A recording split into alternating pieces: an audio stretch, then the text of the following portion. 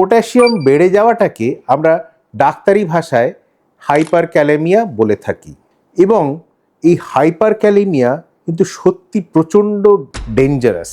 Potassium আমাদের প্রত্যেকটা cellular অ্যাক্টিভিটিতে যেরকম দরকার হয়, নার্ভসে দরকার হয়, মাসেলে দরকার হয়, কার্ডিয়াক অ্যাক্টিভিটির জন্য দরকার হয়। যদি কারোর কিডনির প্রবলেম থাকে, ডায়াবেটিস থাকে, হার্ট ফেলিওর থাকে এবং তার জন্য বিভিন্ন ওষুধপত্র খাচ্ছেন যার জন্য পটাশিয়াম বাড়ার চান্স থাকে, সেটা যদি বেড়ে যায় তাহলে কিন্তু প্রচণ্ড ক্ষতিকর হয়। কয়েকজনের মধ্যে একটা পা ভারী হওয়া, একটা উইকনেস হওয়া এইসব আসে, কিন্তু বেশিরভাগ ক্ষেত্রেই এটা অ্যাসিমটোম্যাটিক থাকে যতক্ষণ না অনেকটা বেড়ে গিয়ে থাকে এবং তখন সে কার্ডিয়াক অ্যাক্টিভিটির ওপর এই পটাশিয়ামটা এফেক্ট করছে। কি এফেক্ট করছে না, এই পটাশিয়াম যদি বেড়ে যায় তাহলে আমাদের হার্ট রেট স্লো হয়ে যায়, কার্ডিয়াক অ্যারিথমিয়া শুরু হয়ে যায় এবং হঠাৎ করে হার্টটা ইভেন বন্ধও হয়ে যেতে পারে।